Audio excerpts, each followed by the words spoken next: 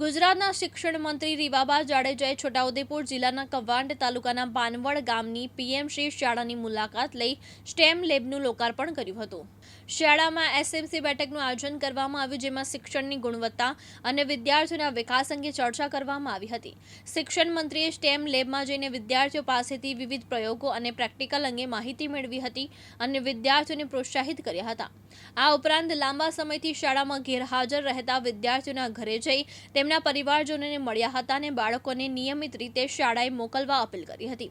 ત્યારબાદ શિક્ષણ મંત્રીએ કવાંટ તાલુકાની અન્ય શાળાની પણ મુલાકાત લઈને શિક્ષણ વ્યવસ્થાની સમીક્ષા કરી હતી।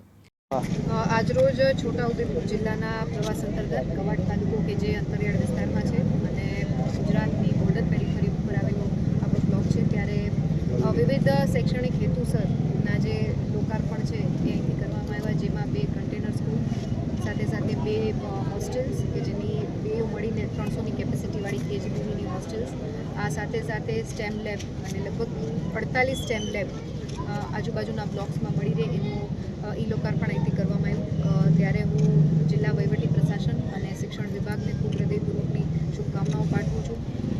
લગભગ 2 હોસ્ટેલની કિંમત જ 15 કરોડની આસપાસ છે, ત્યારે ગુજરાતનું દરેક બાળક શિક્ષણથી વંચિત ના રહે અને પ્રાથમિક સુવિધા સભર શિક્ષણ મળે અને આવનારા સમયમાં વિકસિત ગુજરાતથી વિકસિત ભારતની પરિકલ્પનામાં આ બાળક અત્યારની પેઢી અને આવતીકાલની પેઢી જ્યારે શિક્ષણ અર્જિત કરી અને રાજ્યના વિકાસમાં અને દેશના વિકાસમાં મહત્તમ યોગદાન આપે, કૌશલ્ય આધારિત, મૂલ્યો આધારિત, સંસ્કાર આધારિત શિક્ષણની વાત કરીએ છીએ, ત્યારે નવી શિક્ષણ જે ન્યૂ એજ્યુકેશન પોલિસી છે એના અમલીકરણની સાથે સાથે બાળકો શિક્ષણ સાથે જોડાય અને આવનારા સમયમાં વિકાસમાં અને દરેક સમાજ, દરેક પ્રદેશ મુખ્ય પ્રવાહમાં જોડાઈને અંત્યોદયથી પ્રેરિત થઈ અને જે માનનીય પ્રધાનમંત્રીશ્રીની વિચારધારા છે વિકસિત ભારત બનાવવાની પરિકલ્પના છે, એમાં આજનું બાળક આવતીકાલનું ભવિષ્ય આ દેશનું બને એની સુનિશ્ચિતતા સાથે આજે આ પ્રકારના ત્રિવેણી સંગમ સમા કાર્યક્રમમાં ઉપસ્થિત રહેવાની તક। મેડમ, આ જે વિસ્તાર છે, તમે જ્યાં આગળ મુલાકાતે ગયા હતા, દુર્ગમ વિસ્તાર છે, રસ્તાઓનો બી અભાવ છે, ત્યાં પહોંચવામાં તમને કેટલી તકલીફ, શું અનુભવ? બિલકુલ તકલીફ નથી પડી સાહેબ,